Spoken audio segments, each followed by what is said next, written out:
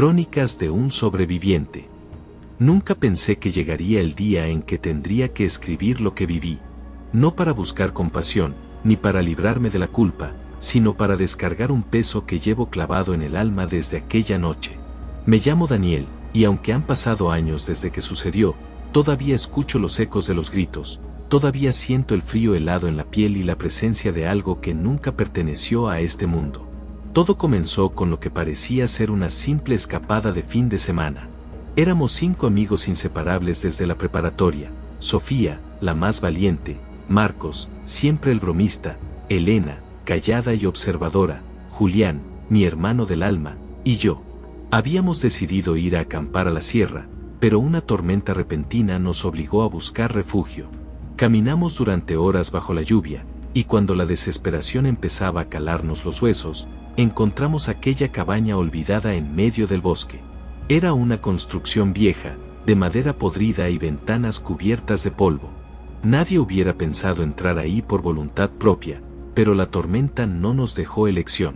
Empujamos la puerta, que crujió como si no hubiera sido abierta en décadas, y un olor a humedad y ceniza nos golpeó de inmediato. Dentro, apenas había muebles, una mesa coja, un par de sillas rotas y un viejo fogón apagado. El silencio era espeso, solo interrumpido por el repiqueteo de la lluvia sobre el techo. Aún así, sentimos alivio.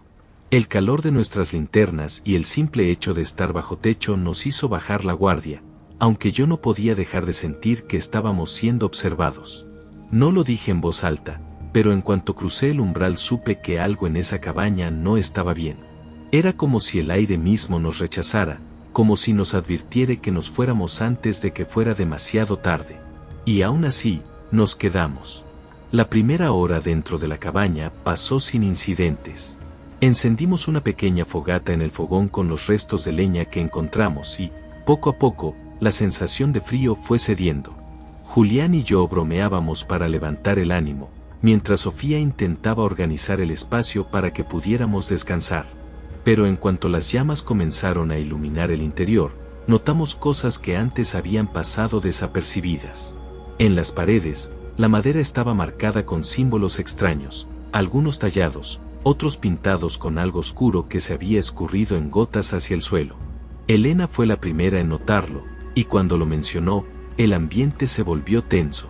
«Seguro son garabatos de algún cazador o algo así», dijo Marcos, con una risa nerviosa. «No», respondió Elena en un murmullo. «Estos símbolos se parecen a los que vi en un libro sobre rituales». Nadie respondió.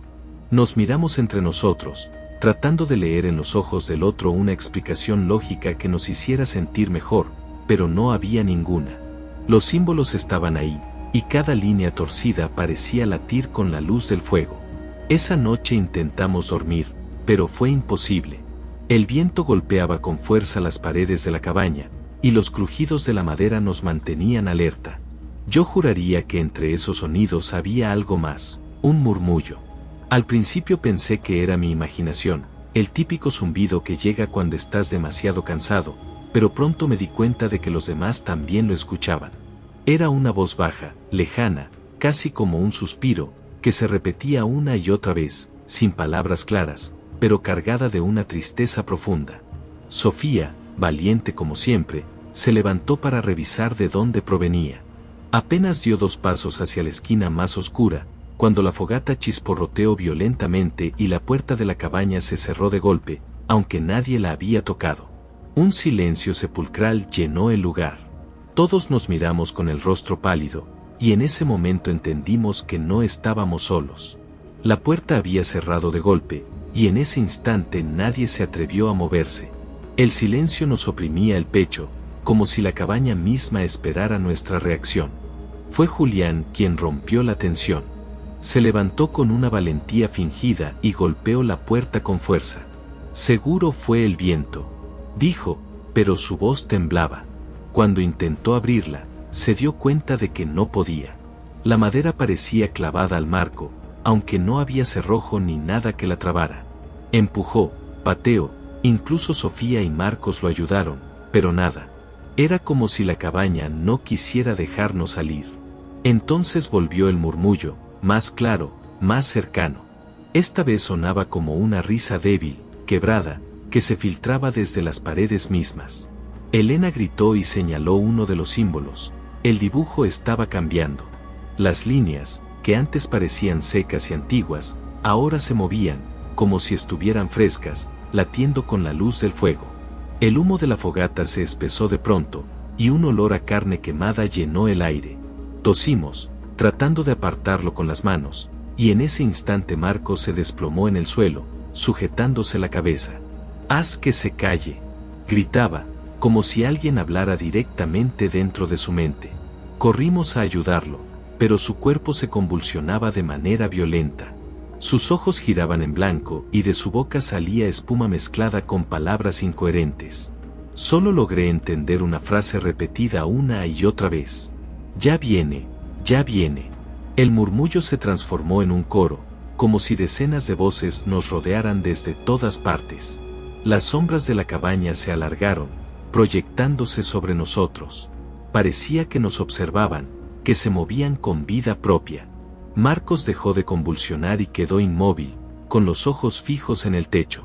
Su respiración era débil, irregular. Sofía lloraba, pidiendo que saliéramos de ahí, pero no había salida. Fue entonces cuando lo escuché con claridad, justo detrás de mí, un susurro helado que me nombró por mi propio nombre. Cuando escuché mi nombre en aquel susurro helado, sentí como la sangre se me congelaba en las venas. Me giré de inmediato, pero no había nadie detrás de mí. Solo la pared, con esos símbolos que ahora parecían palpitar como venas abiertas, respirando con un ritmo enfermizo.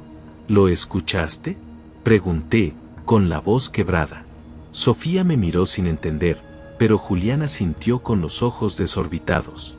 «Lo escuché. Te llamó a ti». No hubo tiempo para más. Marcos, que yacía en el suelo, se levantó de golpe como si algo lo hubiera jalado hacia arriba. Su rostro estaba pálido, sus ojos vacíos, y cuando habló su voz no era la suya. «Uno de ustedes no saldrá de aquí, la montaña ya lo ha decidido». El fuego del centro de la cabaña se avivó sin que nadie lo tocara, y las llamas formaron figuras distorsionadas, rostros que gritaban, manos que se alargaban hacia nosotros. La temperatura subió de inmediato, sofocante, pero ninguno se atrevía a moverse. De repente, Marcos caminó hacia Sofía, con pasos torpes pero firmes. Ella gritó, retrocediendo hasta chocar contra la pared. Intentamos detenerlo, pero su fuerza era inhumana. La tomó del cuello con una sola mano, levantándola como si no pesara nada. «Marcos, suéltala», grité mientras lo empujaba, pero era como si estuviera hecho de piedra. Sus labios murmuraban algo en un idioma que ninguno entendía, pero las paredes respondían, los símbolos brillaban al ritmo de sus palabras, iluminando la cabaña como un altar profano.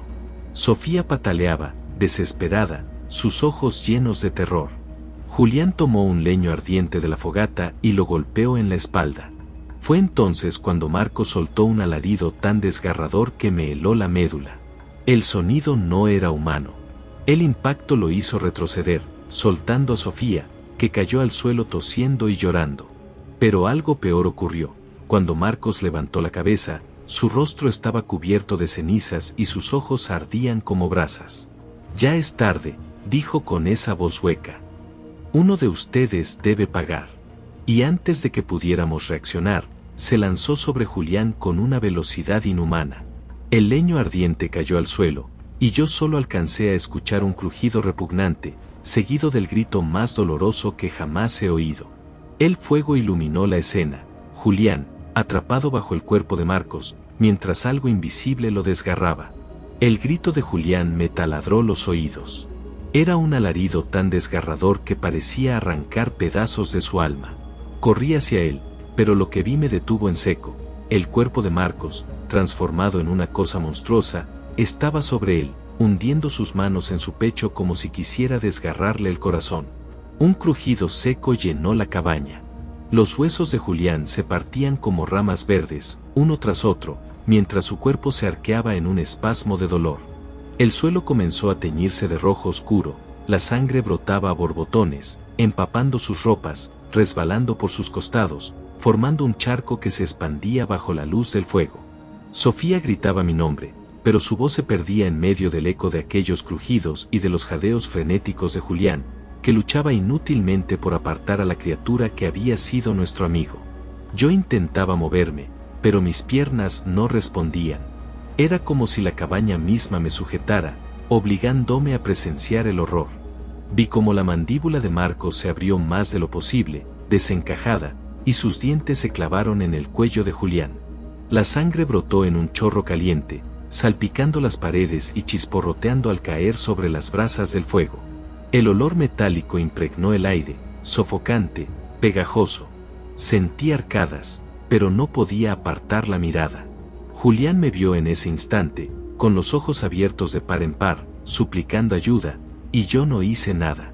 Solo lloré, temblando, con la certeza de que lo estaba perdiendo para siempre. Finalmente, su cuerpo dejó de luchar. Sus brazos cayeron pesados a los costados, mientras su sangre seguía corriendo como un río interminable. El silencio que quedó tras su último suspiro fue tan profundo que sentí que me partía en dos. Marcos levantó la cabeza, el rostro cubierto de sangre fresca, los ojos brillando como brasas. Sonrió, pero aquella sonrisa no era humana. Uno menos, la montaña ya ha cobrado su parte. Sofía sollozaba a mi lado, y yo supe en ese instante que, si no hacíamos algo, esa cabaña nos tragaría vivos, uno por uno. El aire en la cabaña se volvió espeso, casi irrespirable. La hoguera parpadeaba como si el mismo fuego temiera la presencia de aquel ser que se hacía llamar Marcos. Sofía me aferró del brazo con tanta fuerza que sus uñas se clavaron en mi piel, pero ni siquiera sentí dolor. Solo el vacío absoluto de la desesperación. «Tenemos que salir», susurró entre lágrimas. Me lancé hacia la puerta, decidido a derribarla a golpes si era necesario. Pero cuando mi mano tocó la madera, una descarga helada recorrió mi cuerpo, como si hubiese puesto los dedos en un alambre de alta tensión. Caí de espaldas, convulsionando, mientras un murmullo gutural llenaba mis oídos. «Nadie sale, la deuda no está saldada». El murmullo no venía de Marcos. No, provenía de la cabaña misma. Las paredes vibraban, las vigas crujían como si estuvieran vivas, y los clavos chirriaban al girar en la madera. El lugar entero era una prisión orgánica, un ser hambriento que nos retenía como a presas en su estómago. Sofía, presa del pánico, corrió hacia la ventana. Golpeó el vidrio con una piedra una y otra vez, hasta que finalmente se hizo trizas. Pero cuando intentó salir, la vio atrapada. Más allá del marco no había bosque, no había tormenta, solo una negrura infinita, densa como un océano de sombras. «No hay salida», gritó, retrocediendo con los brazos ensangrentados por los cortes.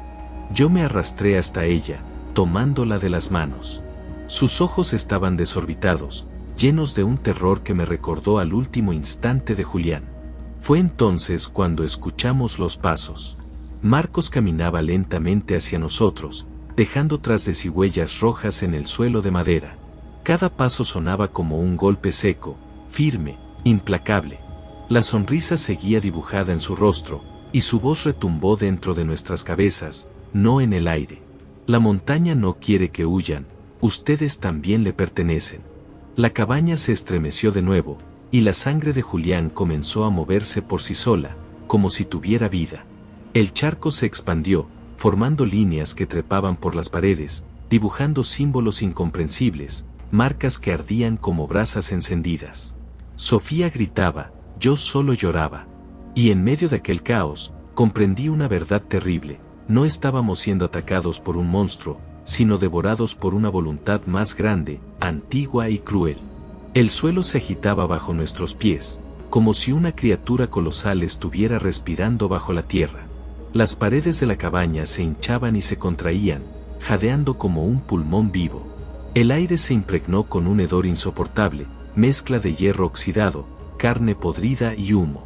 Sofía, con el rostro empapado en lágrimas, me susurró al oído: «No quiero morir aquí, no quiero que esta cosa me trague». Yo tampoco quería, pero las fuerzas se me escapaban con cada respiración. Marcos, o lo que quedaba de él, avanzaba lento, con movimientos imposibles, como si no tuviera huesos en el cuerpo. Sus ojos brillaban con un rojo enfermizo, y su sonrisa parecía cortada a cuchillo, extendiéndose hasta casi las orejas. De pronto, la sangre en el suelo se unió en un torrente que comenzó a trepar por sus piernas, envolviéndolo como una armadura viva.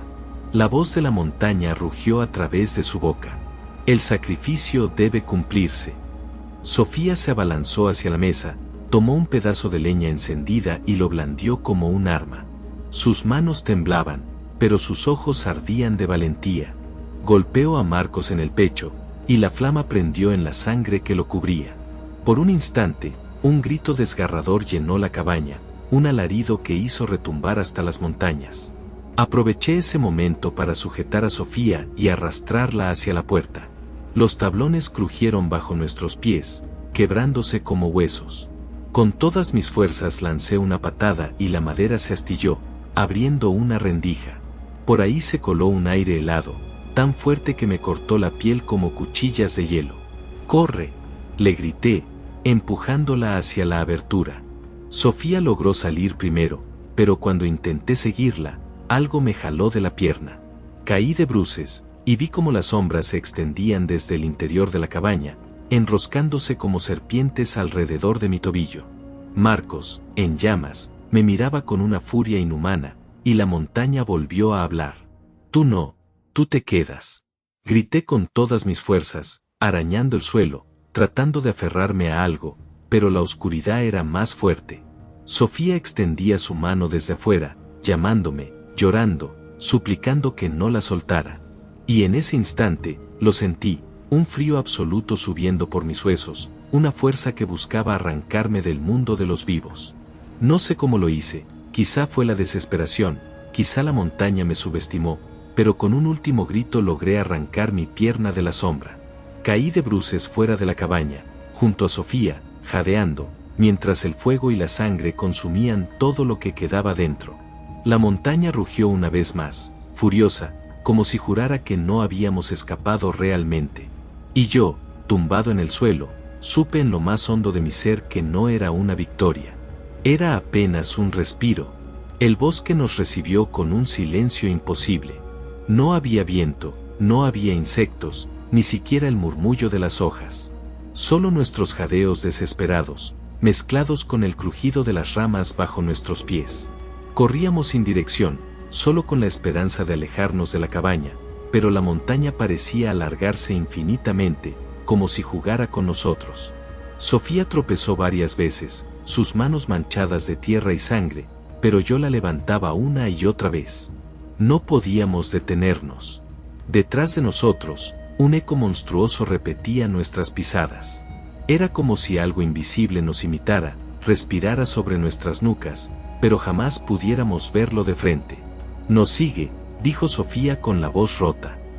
«La montaña no nos dejará ir». Intenté convencerla de que resistiera, aunque yo mismo sentía el terror devorándome por dentro. Los árboles se torcían a nuestro alrededor, sus ramas parecían extenderse como garras que buscaban atraparnos.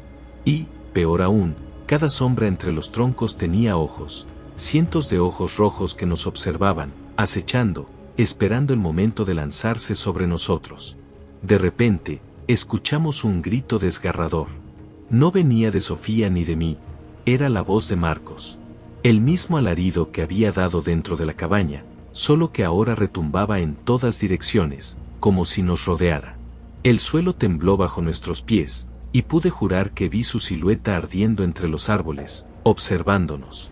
Corrimos cuesta abajo, con la esperanza de alcanzar el río. Pero entonces, algo extraño sucedió, el sendero se dividió en tres. Cada camino era idéntico, y al fondo de cada uno se levantaba una figura humana. En uno estaba mi padre muerto hace años, en otro, mi hermano menor que nunca volvió de la guerra, y en el último, Marcos, sonriendo con sus dientes ennegrecidos. Sofía me jaló del brazo. «No son reales», me gritó. «No los mires. Corre». Pero la tentación era insoportable. Ver a mi padre, con los mismos ojos cansados de antaño, llamándome con los brazos abiertos, me arrancaba las entrañas. Di un paso hacia él, y sentí la mano de Sofía golpeándome en el rostro. «No es él», me gritó, llorando. Es la montaña. Ese golpe me devolvió a la realidad. Cerré los ojos, agarré a Sofía de la mano, y nos lanzamos por el sendero central, sin mirar atrás. El bosque rugió como una fiera, ofendido por nuestra desobediencia, y la tierra se abrió bajo nuestros pies. Caímos rodando entre piedras y raíces hasta que un golpe seco nos detuvo. Desperté aturdido, con la boca llena de tierra y sangre. Sofía yacía a mi lado, inconsciente, pero respiraba. Al alzar la vista, vi el río. El agua corría oscura bajo la luz de la luna, pero su murmullo era real, tangible, un sonido que no podía imitar la montaña. Por primera vez creímos haber escapado. Pero entonces, el agua se detuvo. Quedó inmóvil, como un espejo. Y en la superficie apareció nuestro reflejo, pero no éramos nosotros. Eran dos cadáveres, con los ojos vacíos y la piel corrompida, que nos sonreían desde el otro lado del río. El bosque se carcajeó, y entendí con horror que no habíamos salido de su juego. El silencio después de la muerte de Rodrigo fue aún más aterrador que los gritos. Yo estaba paralizado, con el cuerpo temblando, incapaz de asimilar lo que había visto. La sangre formaba un charco oscuro en el suelo de la cabaña, y el olor metálico se mezclaba con el de la madera húmeda, impregnando todo el aire. Fue entonces cuando lo escuché, un susurro, como si alguien hablara justo detrás de mí, aunque no había nadie. Palabras incomprensibles, guturales, que parecían arrastrarse en el aire. Mi piel se erizó y sentí que no estaba solo, que algo invisible nos observaba. Los demás comenzaron a entrar en pánico. Marta gritaba sin control, mientras Jorge intentaba abrir la puerta a golpes, pero la madera no cedía, como si estuviera sellada por dentro. La desesperación era tan grande que pensé que todos terminaríamos igual que Rodrigo. De repente, la lámpara de queroseno parpadeó, y las sombras en las paredes comenzaron a moverse con vida propia, deformándose, retorciéndose, acercándose a nosotros como manos extendidas. Marta cayó de rodillas, llorando, mientras repetía entre sollozos: «No son sombras, nos quieren llevar». Yo me acerqué al cuerpo de Rodrigo sin saber por qué, quizá buscando alguna respuesta. Fue entonces cuando lo vi. Su rostro, a pesar del horror de su muerte, tenía una expresión extraña, como si hubiera visto algo más allá, algo que lo marcó en sus últimos segundos de vida. Y justo en ese instante, el susurro volvió, esta vez más claro, más cerca de mi oído. Uno por uno. Sentí que la sangre se me helaba.